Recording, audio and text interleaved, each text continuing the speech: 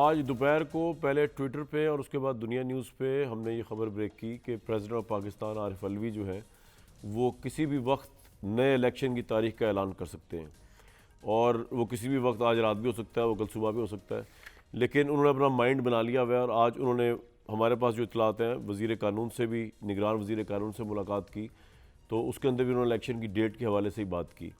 तो इसके बाद मीडिया में एक डिबेट का आगाज़ हुआ कि प्रेसिडेंट ये कर भी सकते हैं कि नहीं कर सकते। फिर उससे बढ़कर एक और डिबेट शुरू होगी कि इकॉनमी अभी मुस्तहकम हुई है, तो प्रेसिडेंट अगर एकदम इलेक्शन की डेट का अनाउंसमेंट कर देंगे तो जो थोड़ी बहुत स्टेबिलिटी की तरफ हम जा रहे हैं तो वो पीछे ना चली जाए, बैकफायर ना हो जाए। फिर ये अगेन डिबेट शुरू हुई कि जी प्रेसिडेंट कर भी सकते हैं कि नहीं कर सकते, अब इलेक्शन एक्ट आ गया हुआ है, तो किसी ने कहा कर सकते हैं, किसी ने कहा नहीं कर सकते, किसी ने कहा कि कॉन्स्टिट्यूशन में, क्योंकि आर्टिकल 44 में ग़ालिबन उनको ये पावर दी गई है कि वो ही इलेक्शन का अनाउंसमेंट करेंगे, कौमी असम्बली 48 के अंदर अनाउंसमेंट करेंगे तो उनके पास इख्तियार है। लेकिन दूसरी पार्टी ने कहा, वो तारड़ साहब आगे प्रेस कॉन्फ्रेंस करने, कि जी इलेक्शन एक्ट के अंदर अब तरमीम हो चुकी है, तो इलेक्शन एक्ट में कहा गया है कि जी सूबाई असम्बलियाँ जो है उसका इलेक्शन जो है बेसिकली कॉल करेगा इलेक्शन कमीशन। तो इस कॉन्टेक्स्ट में इलेक्शन भी बेशक वक्त होने, वो भी इलेक्शन एक्ट में उन्होंने कहा कि एक रवायत बन चुकी है, उसका हिस्सा है। और ये भी कहा कि जी क्योंकि इलेक्शन एक्ट में ये लिखा हुआ है कि अगर नया मरदमशुमारी नोटिफाई कर दी जाएगी तो फिर नई हल्का बंदियों पर इलेक्शन होंगे। लेकिन दूसरी तरफ जो तहरीक इंसाफ है उनका ये मानना है कि बेसिकली इलेक्शन एक्ट की कोई वैल्यू नहीं है कॉन्स्टिट्यूशन के मुकाबले में, और कॉन्स्टिट्यूशन जो है वो कम अज़ कम प्रेसिडेंट को कौमी असम्बली का इलेक्शन अनाउंस करने का राइट तो क्लियर कट देता है। ऑब्वियसली सूबाई असम्बली को गवर्नर भी अनाउंस कर देते हैं, लेकिन डिपेंड करता है, उसके अंदर भी वेरिएशन है कि वज़ीर आला ने एडवाइस की है तो उस पर गवर्नर ने वो किया, या वज़ीर आला की एडवाइस के बगैर खुद ब खुद, यानी कि सदर गवर्नर ने खुद तोड़ी है असम्बली जो है, या एडवाइस पे तोड़ी है, या वो खुद ब खुद टूट गई, कोई गवर्नर ने साइन नहीं किया था। तो अगर गवर्नर साइन ना करे तो फिर इलेक्शन कमीशन डेट देता है सूबाई। तो ये तमाम मामलात हैं। और उससे बढ़ के सवाल ये है कि अगर प्रेसिडेंट ये डेट दे भी दें तो क्या उसमें इम्प्लीमेंट हो भी जाएगा। इससे पहले सुप्रीम कोर्ट का फैसला है 12 मई के इलेक्शंस का पंजाब में, वो नहीं हुए। तो इस कॉन्टेक्स्ट में आज की बड़ी अहम डिबेट है कि पाकिस्तान का सबसे अहम मसला यही है इकॉनमी और इलेक्शन। इसको इस तरह बना दिया गया है कि जी पहले स्टेबल इकॉनमी करें फिर इलेक्शन का सोचें। दूसरी तरफ तहरीक इंसाफ का मौक़िफ़ है कि इलेक्शन फ्री एंड फेयर होंगे तो इकॉनमी स्टेबल होगी, क्योंकि पॉलिटिकल स्टेबिलिटी पहले आएगी। मेरे साथ डॉक्टर मुसद्दिक मलिक साहब होंगे, मज़हर अब्बास साहब और अहमद अवैस साहब हैं। आप माहिर कानून भी हैं, पाकिस्तान तहरीक इंसाफ को रिप्रेजेंट भी करते हैं। अवैस साहब, कानूनी तौर पे तो आप क्या पोजीशन आप लेते हैं? आज तहरीक इंसाफ लेटर भी लिखा है प्रेसिडेंट को कि ये जो इलेक्शन एक्ट आ चुका है जिसमें 1 डे पोल भी होना चाहिए, जिसके अंदर जो है वो नई अगर नोटिफाई हो चुकी है मरदमशुमारी तो हल्का बंदियों के बाद ही इलेक्शन हो पाएगा, इसकी कोई वैल्यू है आपके नज़दीक? या आप कहते हैं नहीं, आर्टिकल 48 क्योंकि प्रेसिडेंट को कौमी असम्बली का इलेक्शन डिक्लेयर करने का राइट दे रहा है, तो अब भले सूबाई असम्बलियों में हो या ना हो, मरदमशुमारी हल्का बंदियाँ वाली शराइत पूरी हो या ना हो, बेशक वक्त इलेक्शन हो या ना हो, प्रेसिडेंट कर सकता है, ये प्रेसिडेंट को करना चाहिए। वैसा साहब जी, बिस्मिल्लाहिर्रहमानिर्रहीम। ये आप देखिए ना, एक असूल बड़ा वाज़ेह और सीधा सादा है, और वो ये है कि कोई भी कानून साजी जब होती है तो कोई लेजिस्लेशन, पीस ऑफ लेजिस्लेशन जो है वो आइन की किसी प्रोविजन को ओवरराइड नहीं कर सकती, आइन प्रिवेल करेगा। सही है। अब अगर इन्होंने ये तब्दीली कोई लानी भी थी तो ये आइन में तब्दीली के ले आते, आइन को अमेंड करते किसी जैसे भी कंसेंसस बिल्टअप करके। लेकिन ये नहीं हो सकता कि आप एक कानून साजी करें और उसको इम्पोज कर दें आइन के ऊपर। बिल्कुल आप सही कह रहे हैं। ये कि जो फलां की मंशा है या कोई, ये बुनियादी चीज़ है, मैं तो ये समझता हूँ। इसलिए आर्टिकल 48(5) जो है, इसको किसी सूरत आप किसी कानून साजी से उसकी प्रेसिडेंट की ये जो पावर हैं, इस अथॉरिटी को आप क्लिप नहीं कर सकते, इसको। अच्छा अवैस साहब, अब आपकी कानूनी पोजीशन जो है ना वो बिल्कुल उससे कोई डिसएग्री कर ना पाए, शायद आप बिल्कुल ठीक फरमा रहे हैं। मैं आपको ये बताऊं कि प्रेसिडेंट इज प्रेसिडेंट, वो जब तक उसको नया प्रेसिडेंट इलेक्ट आके जो वहां पे स्टेप इन करेगा, वैसा एक बात बताएं, जब तक कमर दिलशाद साहब की लाइन बहाल होती है, आप एक झांदीदा आदमी हैं, आप मेरे सीनियर हैं हर लिहाज से, मेरी रहनुमाई करें। मैंने 1.5 साल इमरान साहब को मशवरा दिया, जो आपके क्लाइंट भी हैं, आपके क्लाइंट हैं या नहीं, लेकिन आप उनके साथ हैं, कि भाई आपकी जंग जो है वो पीडीएम से, आपकी जंग जो है मुल्क की स्टैब्लिशमेंट से नहीं है। आपको अभी भी लगता है कि उन्होंने ठीक किया जो कुछ किया?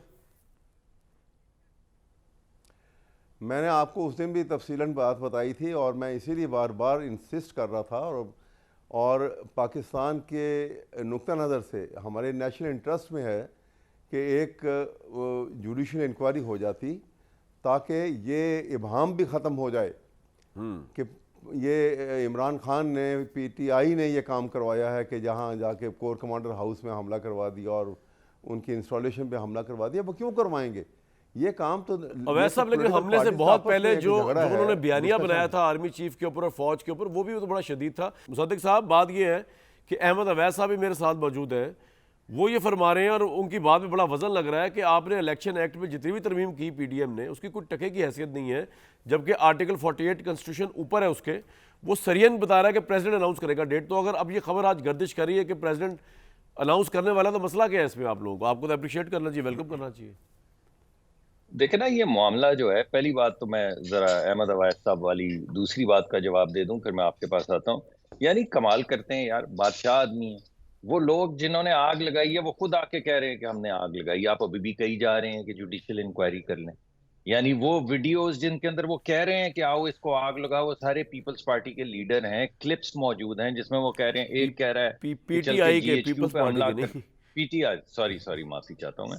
पीटीआई के लीडरान हैं। एक कह रहा है कि चलो जरा जीएचक्यू को चल के आग मुसद्दिक साहब, लगाते अगर हैं, मैं वहां आपको पे सिर्फ चलो एक सारे। सेकंड के लिए रोक दूं, आपने यहीं से शुरू। अच्छा चले, मुसद्दिक साहब शुरू करें, कंटिन्यू करें जी आप। जी जी। जी अच्छा, बताएं तो बताएं। यानी कमाल बात कर रहे हैं। या तो आप डिसोन कर देना, आप बोलें कि ये हमारे लीडर ही नहीं है। एक जुडिशियल इंक्वायरी इस बात पे करवाएं कि एक साहब जो है वो सामने खड़े होके तकरीरें कर रहे हैं, फेसबुक के ऊपर पोस्ट्स लगा रहे हैं, लोगों को कह रहे हैं कि अंदर जाके आग लगाओ, लोगों को कह रहे हैं हमला करो। उस हमले के अंदर आगे आपने लगते देखी हैं, बाहर लोग खड़े देखे हैं, लोग तोड़ते हुए देखे हैं, और आपको ये मालूम है वर्दियां उन्होंने डंडों पे उठाई हैं, आपको मालूम है वो कौन लोग हैं, पकड़े भी गए। आप ना कर देना, आप बोले कि हमारे लोग नहीं है वो। आप कहें कि ये तमाम लोग हैं, मैं नाम नहीं लेता क्योंकि वो ऑलरेडी सख्ती में है तो और सख्ती में आ जाएंगे। वो तमाम आपके लीडरान जो हैं, आप जरा कहें कि वो नहीं है। मुसद्दिक वो साहब, खुद आपका कह रहे तो हैं कि मैंने हिसाब हमने। लगाया कि आप हालांकि हुकूमत में नहीं है, लेकिन आपका इतना जोर चलता है कि अगर आप उनका नाम लेंगे तो जी जेल जी, में, जेल फरमाइए। तक बाज गज जाएगी और जेल में उन पर सख्ती शुरू हो जाएगी। ये नहीं आप नहीं, ओवर मैं नहीं, एस्टिमेट मैं कर रहे नहीं हैं अपनी कहता। पावर को, नहीं मुझे लगता सुनिए, मैं नहीं नहीं नहीं नहीं नहीं नहीं, अगर मैं इजाजत पहले दें है। तो बात। वैसा मैं मैं आ इसका रहा हूँ जवाब आपकी तरफ आ देखें, रहा हूँ। मैं एक मिनट अवैध साहब, एक मिनट देखें, मैं सिर्फ ये कह रहा हूं कि हकीकत को झुटलाएं नहीं। जब आप ऐसी बातें करते हैं ना, तो आप प्रोवोक करते हैं कि फिर जवाबी कार्रवाई आप पे की जाए। तो आप इसको छोड़ दें, जो चीजें हुई हैं आप उसको गलत कह भाई दें। अब ऐसा बात जो ये, गलत ठीक है सर, किया आपका उसको पॉइंट आ तो गया। मान लें एक दफा। अब ऐसा बात ये दूसरी कि बात जो आपके है, लोग वीडियो पे तो आए हैं ना एविडेंस के तौर पे, जिन्होंने जाके वहां पे कहा उड़ा देंगे और ये कर देंगे और लेके जा रहे थे लाओ लश्कर। और इसके अलावा मेरा तो वीडियो पे पॉइंट। आके ये बात कहना और बात है। जी जी देखिए मेरी बात सुने, मैं आपको ये बात कर रहा हूँ। उस दिन जो वाक़यात जिस तरीके से हुए, एक तो ये मैं इसलिए कहता हूँ ये प्लान का हिस्सा है कि जब इमरान खान को गिरफ़्तार किया गया था तो वो किसी मिलिट्री एक्ट के तहत तो कोई ऑफेंस नहीं था कि जाके फ़ौज ने जाके गिरफ़्तार करना था। नैब का केस था, पुलिस ने जाके उनको अरेस्ट करना था और उनको अगर करना था और जाके वो जो प्रॉपर तरीका था वो करते। ये पहला प्लान नंबर 1 ये था कि फ़ौज को ये इन्होंने पीडीएम की और इनका आपस में जो मेरे ख्याल में जो अंडरलाइन ये इनका अंदाज़ा था कि इस तरीके से होगा कि जिस वक्त फ़ौज को लोग एक पॉपुलर लीडर को, जो उनका एक पॉपुलर लीडर है, उसको देखेंगे कि फ़ौज आके अरेस्ट कर रही है, तो वो उन्होंने प्रोटेस्ट किया। उन्होंने कहा कि वहाँ जाके कैंटोनमेंट में वहाँ जाके प्रोटेस्ट करो, एहतजाज करो। ये सारी बाकी जो टेप्स और जो जिनकी बातें कर रहे हैं कि जो वो क्लिपिंग वगैरह मौजूद हैं, तो मैंने आपको पिछली दफ़ा भी कहा था, अभी मैं कहता हूँ कि आप सिर्फ बाकी सारी बातें छोड़ दें। आईजी पुलिस ने जो यहाँ पे एक प्रेस कॉन्फ्रेंस की थी, उसमें उन्होंने सारा टाइम दिया हुआ डिटेल कि इतने टाइम पे जुलूस यहाँ था, इतने टाइम पे यहाँ पहुँचा, इतने टाइम पे यहाँ पहुँचा। लेकिन वैसा आपको लगता नहीं कि रियासत जो है उसके पास इतना एविडेंस है या वो अपना माइंड बना चुके हैं और इमरान खान बाहर नहीं आने वाले? जो क्योंकि रियासत के नज़दीक ये 9 मई का वाकया तो इसका एक क्लाइमेक्स पॉइंट था, या एक्सट्रीम बॉइलिंग पॉइंट था ना। इमरान खान ने तो जितना जिच किया है उस वक़्त के आर्मी चीफ को, और जिस तरह फ़ौज की क़यादत के साथ गद्दारी के लेबलिंग की है, पाकिस्तान में किसी पॉलिटिकल लीडर को ना इतनी जुर्रत हुई है, ना इतना मीडिया पे उनको एक्सेस मिला है कि वो आर्मी चीफ को मीर जाफर, मीर सादिक और कहें कि तुम चौकीदार और तुम्हारी कोई 2 टके की हैसियत है, तुम्हारी कोई हैसियत नहीं है। और जिस तरह के उन्होंने हलफ लिए लोगों के साथ जाके, जितना उनको प्रिविलेज मिला है एस्टैब्लिशमेंट की तरफ से, मीडिया की, सर मैं कंप्लीट कर लूँ फिर आपने बताना है, और मीडिया की तरफ से, तो आपको लगता नहीं कि उसके बाद तो इमरान साहब को बड़ा मुश्किल और बड़ा सख्त हो जाएगा उनके लिए बाहर निकलना? मैं तो प्रैक्टिकल बात आपसे कर रहा हूँ, छोड़ें ये बाकी कोई बात नहीं है। देखिए मैं भी प्रैक्टिकल बात आपसे कह रहा हूँ कि देखिए कोई बात नहीं है कि पॉलिटिकल लीडरशिप जो है जहाँ पे कोताहियाँ हों या गलती हो या वो कन्विंस हैं कि ये बात ऐसी हुई थी और वो नेशन को, कौम को बताना ज़रूरी थी बात बातें उसमें, और वो अगर गिरफ्तार हो गए और निकलना मुश्किल है तो कौमें जो हैं वो अपने लीडर्स जो हैं अगर वो कन्विंस होते हैं तो वो कुर्बानियाँ भी देते हैं। नेल्सन मंडेला भी 30 साल जेल में रहा था और बहुत सारी लीडरशिप है। आप सब कॉन्टिनेंट की हिस्ट्री देखें, कई कई साल लोग रहे हैं जेल में, कोई बात नहीं। क्वेश्चन तो ये है तो अहमद अब्बास साहब, आप फौज हो, अहमद अब्बास साहब, आप ये समझते हैं कि जो वो कह रहे थे कि एक बात गद्दार हैं, सुन वो सही कह रहे थे? आप ये समझते हैं कि वो बात सही थी कि कुछ जर्नैल जो हैं वो तो वफादार हैं और बाकी, जरा आप कहें ना अपने मुंह से कि बाकी क्या हैं? नहीं, गद्दार का लफ्ज़ इस्तेमाल नहीं किया उन्होंने।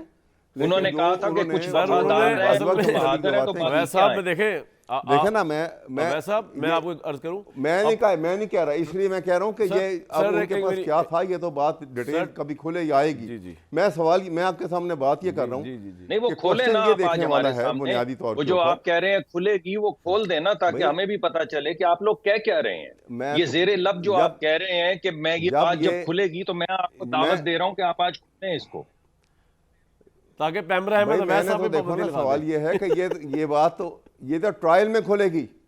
ये जब ओपन ट्रायल होगा वहां पे एविडेंस आएगी, उसके ऊपर जरा होगी, वहां खुलेंगी ये बातें। पब्लिक ट्रायल तो कर रहे हैं, आप टीवी पे आके जेरे लब जो कह रहे हैं ये ना समझे हमें सुनाई नहीं दे रहा। आप खुले ना जरा, फिर ट्रायल आपने शुरू किया तो खुले, ट्रायल करें। आप तो वकील हैं। मैं जो कुछ कह रहा हूँ वो आपको सुनाने के लिए कह रहा हूँ।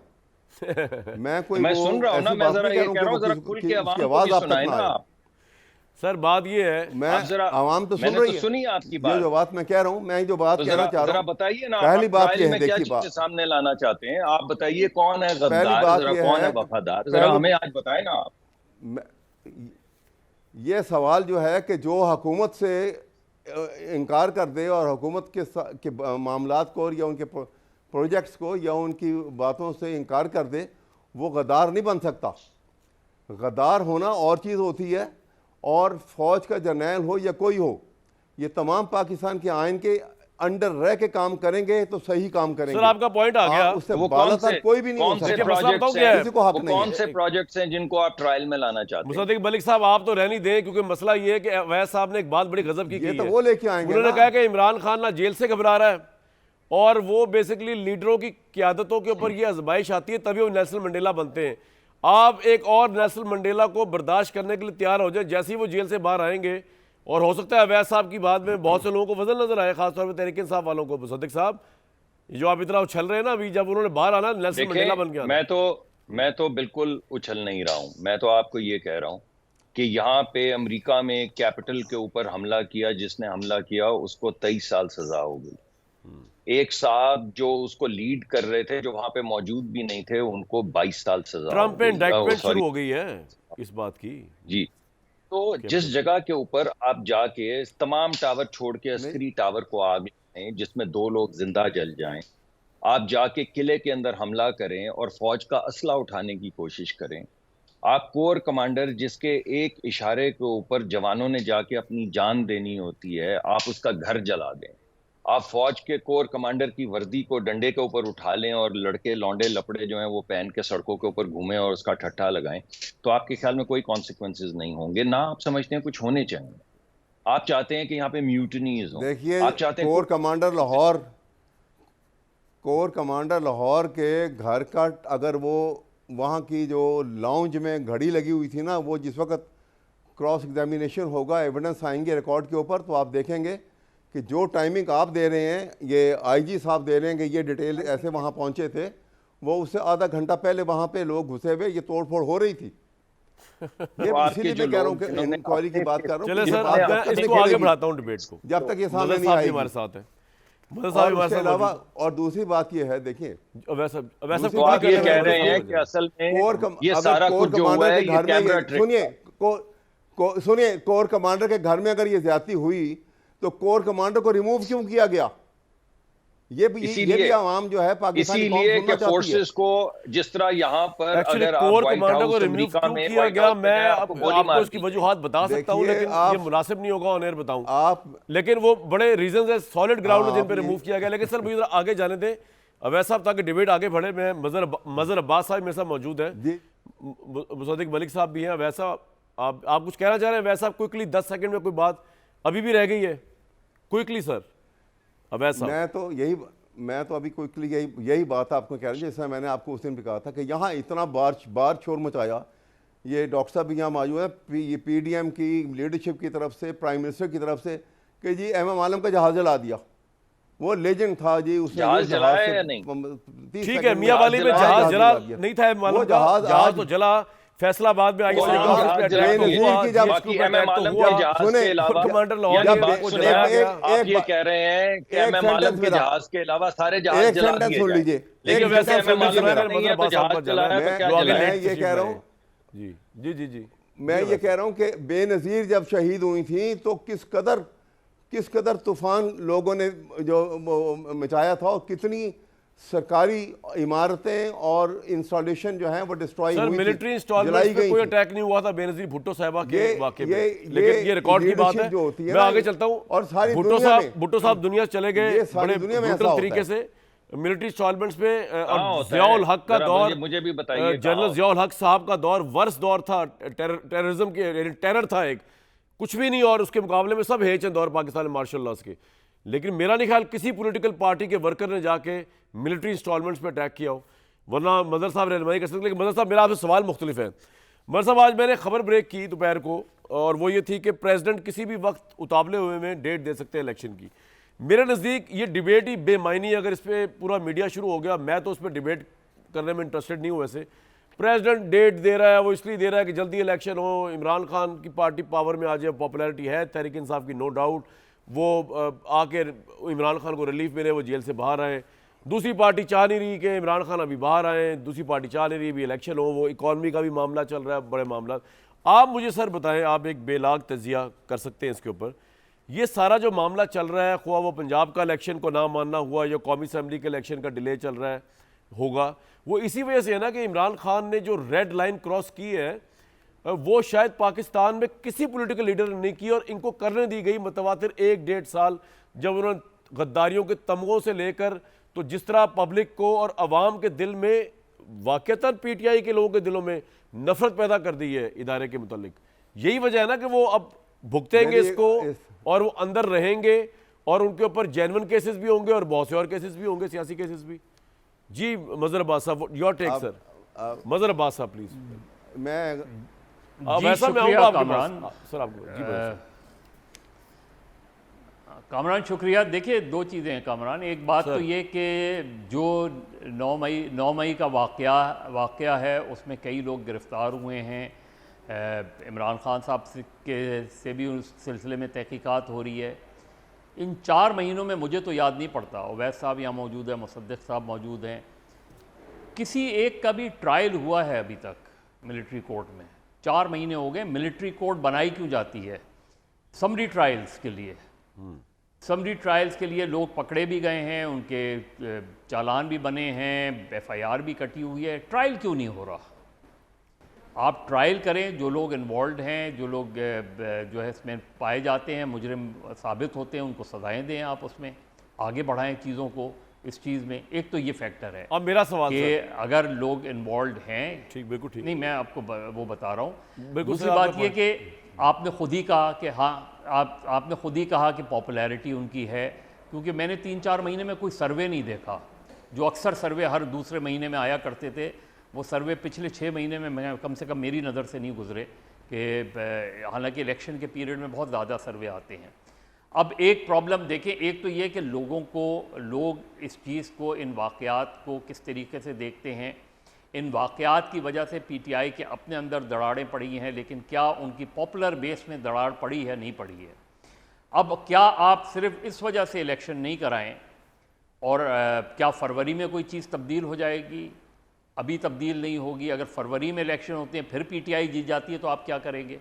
तो उसका तरीक़ा क्या है कामरान जी? उसका तरीक़ा यह है कि अगर हुकूमत रियासत पाकिस्तान, और ये मैंने MQM फैक्टर में भी कहा था जब 22 अगस्त 2016 को, कि भाई अगर आप कन्विंस्ड हैं कि कोई जमात एंटाई पाकिस्तान है, अगर आप ये कन्विंस हैं कि कोई जमात जो है रियासत के ख़िलाफ़ बगावत कर रही है, तो आप उस पर रेफरेंस फाइल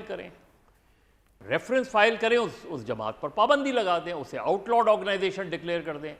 और आउटलॉड ऑर्गेनाइजेशन डिक्लेयर करने के लिए तो आपको रेफरेंस फाइल करने की भी ज़रूरत नहीं होती। आप मुझे बताएं, आज तक PDM की हुकूमत ने भी और इसने भी। मदर साहब, ये सवाल मैं मुसद्दिक मलिक साहब पूछूंगा, लेकिन आपसे मैंने एक और चीज़ पूछ ली दोबारा। सर, आप बिल्कुल ठीक फरमा रहे हैं जो फरमा रहे हैं, लेकिन मेरा सवाल शायद मैं नहीं एक्सप्लेन कर सका सही, मेरी गलती, मैं दोबारा रिफ्रेश करता हूँ। मैं ये कह रहा हूँ कि आपने इतनी तारीख देखी है, ये तमाम चीज़ें आप सही फरमा रहे हैं, ये टेक्निकल चीज़, इसलिए इलेक्शन डिले हो रहा है, इसलिए प्रेसिडेंट चाह रहा है कि जल्दी हो जाए, वो PTI का प्रेसिडेंट है, एटसेट्रा, सब ठीक है। लेकिन इमरान खान जो लंबे अगर गए हैं तो इस वजह से गए हैं ना, अगर गए हैं तो कि जिस तरह उन्होंने रेड लाइन क्रॉस की, जिस तरह उन्होंने PTI के लोगों के दिलों में नफरत भरी, जो रियासत का इदारा समझता है, आप और मैं समझे या ना समझे ना सर, ये सेकेंडरी बात है ना, वो तो एक पार्टी वो है, एक पार्टी वो है, इसलिए बात हो रही है। नहीं, तो इसलिए उनका निकलना मुश्किल है ना अब। नहीं कामरान देखें, हाँ ये सवाल है। नहीं कामरान देखें, जब आप ये कहते हैं ना कि इमरान खान ने रेड लाइन क्रॉस की है, तो क्या मैं ये काउंटर क्वेश्चन नहीं कर सकता कि जनरल बाजवा ने रेड लाइन क्रॉस की है? क्या और मुसद्दिक मलिक साहब यहाँ मौजूद हैं, क्या फौज को या जनरल बाजवा को, जनरल फैज़ को उनके अपने मिलिट्री कोड में ये इजाज़त थी कि वो पार्टियों के ख़िलाफ़ कॉन्स्पिरेसी करें? वो बलूचिस्तान अवामी पार्टी MQM के अंदर इधर तोड़ फोड़ करें? क्या उनको इजाज़त थी? इमरान खान के हक में किया ना जो कुछ किया था, वो तो उन्होंने इमरान खान के हक में किया था जनरल बाजवा ने। तो वो भी तो रेड, अरे यार आप अजीब बात कर रहे हो कामरान, किसी के हक में आप बात करें या किसी के खिलाफ करें? मजर साहब, Imran Khan red line cross करें, नवाज शरीफ, आप बात करें असूल की, मैं यहाँ असूल की बात ही नहीं कर रहा आपसे। मैं यहाँ बात कर रहा हूँ रियलिस्ट पॉलिटिक्स की, मैं यहाँ बात कर रहा हूँ पावर की, मैं ये बात कर रहा हूँ कि जिस तरह अब रियलिस्ट हाँ मैं एक सहाफी के साथ ज्यादती होगी तो उसके साथ ज्यादती होगी, उसकी कौन किसने सुननी है।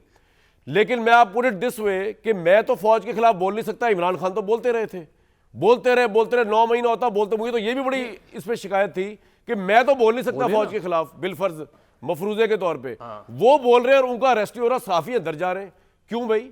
Is he above the law कि वो जो चाहे करता फिर रहा है और उसको कोई पूछने वाला नहीं है उनको? नहीं, आपने तो मैं ये कह रहा हूं कि पावर डायकोटमी देखे ना सर, पाकिस्तान की स्ट्रॉन्गेस्ट एस्टैब्लिशमेट उसके खिलाफ रेड लाइन क्रॉस की है।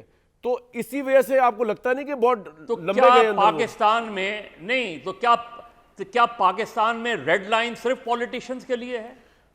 जी मैं तो आपसे ये काउंटर क्वेश्चन कर रहा हूं, क्या पाकिस्तान में रेड लाइन को ज़हन में रख के बता रहा हूं? सिर्फ नहीं, अगर है जी है, अगर है तो मैं यहां दोनों लोग बैठे हैं और चलें उवैस साहब का एक बाइज्ड ओपिनियन हो सकता है। मुसद्दिक साहब बताएं, क्या रेड लाइन अगर नवाज शरीफ क्रॉस करे तो वो दुरुस्त है, इमरान खान क्रॉस करे तो वो दुरुस्त है और गलत है, नवाज शरीफ क्रॉस करे तो वो गलत है, लेकिन अगर कोई जनरल बाजवा टाइप के लोग आके रेड लाइन क्रॉस करे तो वो सही है? ये कैसी ये जवाब दे और इस बात का भी जवाब दे। आज जो मदर साहब ने एक पॉइंट उठाया कि 9 मई के ऊपर आपकी गवर्नमेंट थी, कोई मुकदमे आपने शुरू किए, कोई किसी को उसके अंदर आपने वो किया, जी क्या पोजीशन है आपकी? जी देखिए, 3-4 सवालात पूछे, मैं उनका जवाब एक एक करके देता हूँ जी। पहली बात तो ये है जी कि जो मुकदमात हैं उनको बाकायदा इन्वेस्टिगेशन के बाद फ्रेम होना चाहिए। ऐसे नहीं होना चाहिए कि एक दिन खान साहब खड़े होकर बोले कि मैं इसको मूंछों से पकड़ के मौत की काल कोठरी में डाल दूंगा और फिर उसकी गाड़ी में 30 किलो हेरोइन डाल दी जाए। ऐसे नहीं होना चाहिए, इतनी तेजी करने की जरूरत नहीं, वरना किसी चौक में रोकें और हेरोइन डाल के मदर साहब ये कह रहे हैं कि क्या पॉलिटिशियंस के ऊपर ही रेड लाइन अप्लाई होती है, इससे आप एग्री करते हैं? ये सवाल है उनका। If I understood right. आपने कही तो उनका नहीं, मैं हर सवाल का जवाब दूंगा। नहीं, इसका तो जवाब देना पहले मैं देने लगा। पहले आपने मेरे पूछा कि आपने, आपकी हुकूमत ने क्यों नहीं किया, तो अच्छा। मैंने आपको बताया इस वजह से कि इन्वेस्टिगेशंस करवाई ठीक है, जा ठीक है। रही हैं। उनके जितने फेस, उनके जो इमेजेस थे, उनको नादरा के जितना डेटा है उसके साथ रिकंसाइल किया जा रहा है। जो लोग पकड़े गए हैं उनसे शहादतें ली जा रही हैं, उसके बाद ट्रायल फ्रेम होंगे। और ये किसी पार्टी को भी डिस्क्वालीफाई करना कोई छोटी बात नहीं होती। इस वजह से जो रेफरेंस दायर करना है वो भी जब तमाम एविडेंस इकट्ठा हो जाएगा तो फिर ठीक है, अगर अब सर करना उस है तो। सवाल पे आ जाए जो मैं दूसरी दफ़ा बोल रहा हूँ आपके आगे प्लीज़, कि मजहर साहब ने कहा है कि रेड मैं लाइन सिर्फ पॉलिटिशियंस पे अप्लाई बहुत होती है। जी, मैं बहुत बड़ा शहदाई नहीं हूँ जी, रियलिज्म का या रियल पॉलिटिक का, या जिस चीज को भी यहाँ पे रियलिज्म कह के तो ताकत को इस्तेमाल किया जाता है। हमारे मुल्क में एक आइन है। अगर किसी शख्स ने, चाहे वो सियासतदान है, कोई अफसर है या कोई सहाफी है, अगर उसने आइन को पामाल किया है तो बिल्कुल उसको इन्वेस्टिगेट होना चाहिए। अगर आप फौज के इदारे की बात कर रहे हैं, जर्नैलों के नाम ले रहे हैं, तो फौज के अपने भी रूल्स हैं आइन के अलावा। अगर उसकी में से किसी की पामाली हुई है तो बिल्कुल उसके ऊपर ट्रायल या जो भी उनका तरीकाकार है वो इन्फोर्स होना चाहिए। लेकिन ये कोई रेड लाइन एक आर्बिट्रेरी के रियल पॉलिटिक के अंदर या रियलिज्म ठीक में या स्ट्रक्चरल रियलिज्म के अंदर एक रेड लाइन है, वो किसी ने क्रॉस कर दी, ये कोई चीज नहीं होती। ये तो जिसका जी चाहे जिधर मर्जी रेड लाइन क्रॉस करे। इस बिल्कुल वजह ठीक से है मुल्क सर। में कानून है, मैं एक आइन ब्रेक ले है। लूँ, आपका और जवाब जो है पता नहीं समझ आया कि नहीं आया जवाब समझ, लेकिन मैं ब्रेक पे जाते मैं जाते जवाब ये देता हूँ जवाब नहीं इसका। समझ थोड़ी सकता, क्लैरिटी मुझे ऑफ इजाजत माइंड दें से थोड़ी बात सी आप। बताता या दोबारा तो आपको ब्रेक इसका सर जवाब ब्रेक पे देना जाके चाहूँ। बाकी लोगों से। लेकिन एक बात बता दूं, मैं हैरान हूं कि ये बात किसी को समझ क्यों नहीं आ रही कि आप जब अपने बलबोते पे नहीं आएंगे, शुरू कर ले पाकिस्तान की लीडरशिप को। मेरा ख्याल से एक भुट्टो साहब भी खैर आए थे, बाद में खैर वो रेवोल्यूशनरी हो गए। नवाज शरीफ साहब भी आए थे, बाद में रेवोल्यूशनरी हो गए। अब इमरान खान साहब तब रेवोल्यूशनरी हुए जब उनको इस्टेब्लिशमेंट ने अपने कंधों से उठा के नीचे फेंका। तो मेरे लिए ये जो लोग इस तरह रेवोल्यूशनरी हुए उनकी तो कोई वैल्यू नहीं है। और उनका असूल सिर्फ इतना है कि क्योंकि अगर उनको दिल से लगा के रखते हैं, और इमरान खान साहब के हक में जनरल बाजवा उसी तरह गैर कानूनी गैर जमहूरी काम करते रहते, पूरी पार्लियामेंट को मैनेज करते रहते, तो बाजवा साहब जैसा बंदा कोई नहीं था। और उसकी दलील ये है कि एक्सटेंशन का लॉ बना के एक्सटेंशन दी उन्होंने। तो ऐसे लोगों के मुंह से तो ये इनकलाबी नारे अच्छे लगते नहीं कि जी ये फौज को अपनी हदूद में रहना चाहिए। आपको जब उठा के बाहर फेंक दिया भाई उन्होंने, क्योंकि लेके भी आपको वही आए थे, उसके बाद आप ठीक है आप कहते रहे, उसकी क्या वैल्यू हो सकती है एज कम्पेयर टू अगर आपने बलबोते पे आते, आपके 172 सीटें नहीं थी, आप अपोजिशन में बैठते, तो आपकी ज़्यादा इज्जत अफजाई होती है सियासी तौर पर। ब्रेक के बाद अवैध साहब भी जरूर जवाब देंगे जी, इसका एक ब्रेक लूंगा।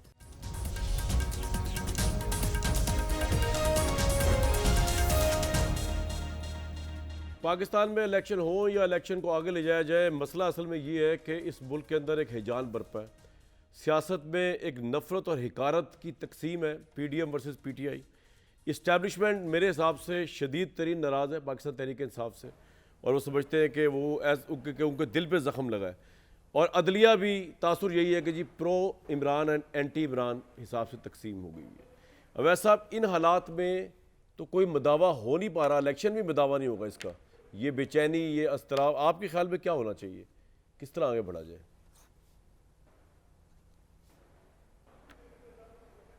अवैध साहब। हेलो, ये मुझसे पूछ रहे हैं? जी वैसा आपसे। हाँ जी, आवाज़ बहुत हल्की आ रही है आपकी। जी देखिए, पहली बात तो मैं ज़रा उसका भी जवाब थोड़ा सा देना चाहूँगा जो इससे पहले बात हो रही थी। जी देखिए, ये जो बात बार बार कह रहे थे कि रेड लाइन, पाकिस्तान में रेड लाइन सिर्फ पाकिस्तान का आइन है, इसके अलावा कोई रेड लाइन नहीं है। जो आइन को क्रॉस करेगा, उसकी प्रोविजन को, उसकी मैंडेट को जो वायलेट करेगा, वो रेड लाइन क्रॉस करेगा।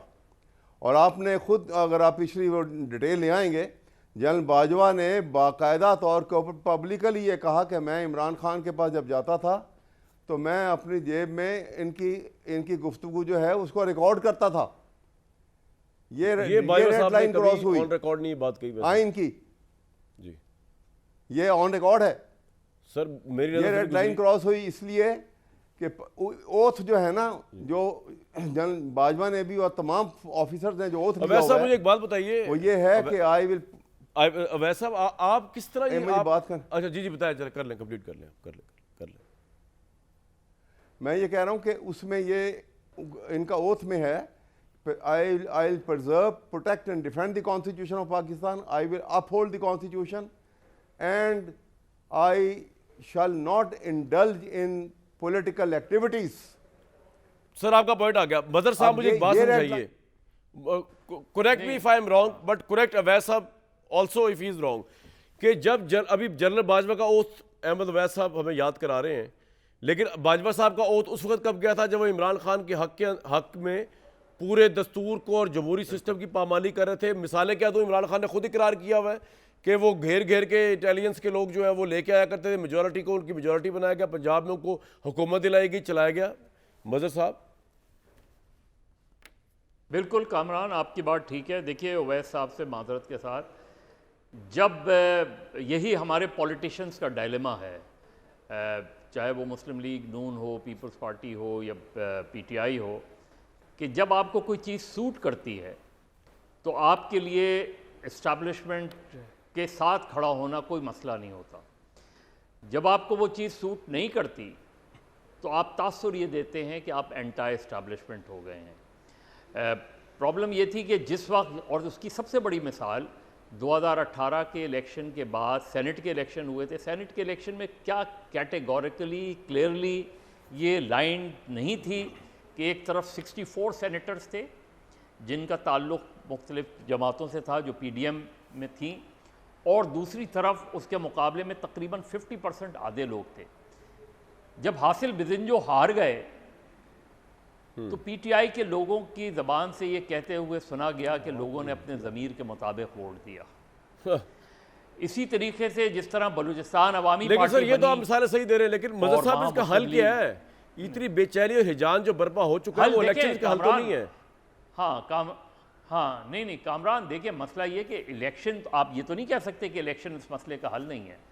मसला ये है ये कि नफरत, आपने कानून ये की हुक्मरानी नफरत, अगर ये जंग लाइक सिचुएशन, सर वो तो हल नहीं है ना। इलेक्शन वो हो जाएगा, इलेक्शन जीत जाएगी पार्टी, लेकिन इसका हल ये तो नहीं है सर। देखिए जिस तरह की दिलों में गिरावट से आ गई है। देखिए हाँ, मैं आपको क्लासिकल वो बता दूं कि बहुत सीधी सी बात है कि सिर्फ इलेक्शन से डेमोक्रेसी नहीं आता है।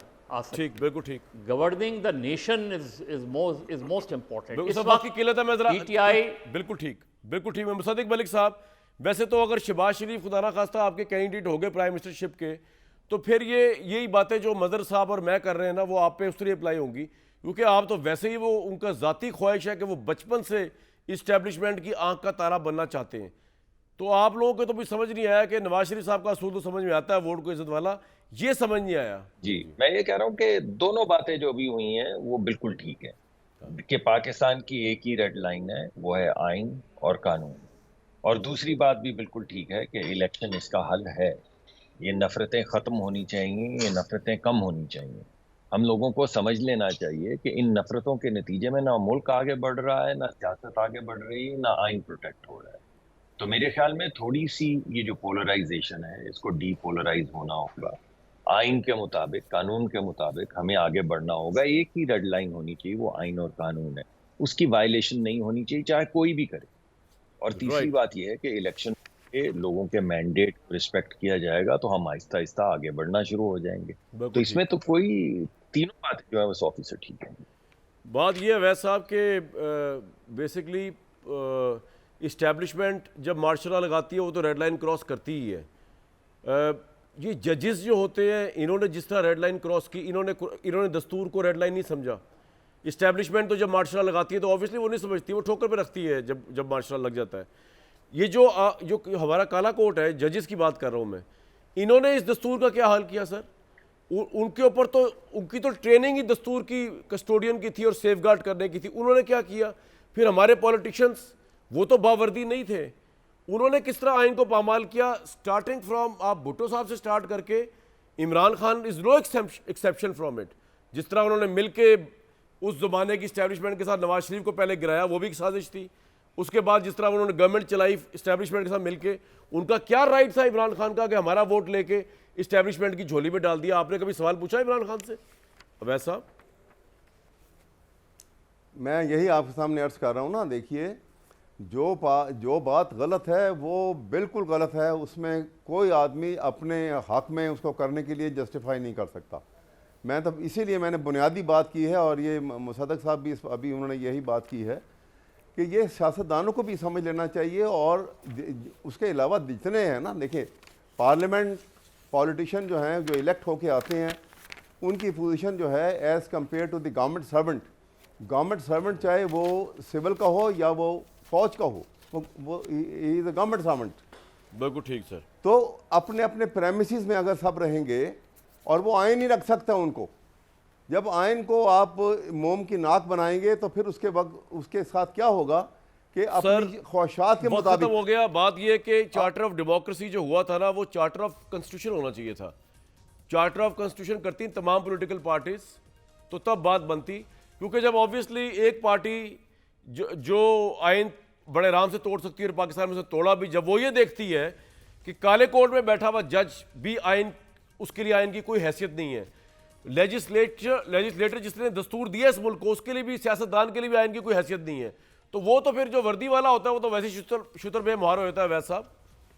तो चार्टर ऑन द कॉन्स्टिट्यूशन होना चाहिए सर मेरे ख्याल में। इस कंटिन्यू रखेंगे इस डिबेट को। मुझे दीजिए कल तक इजाजत।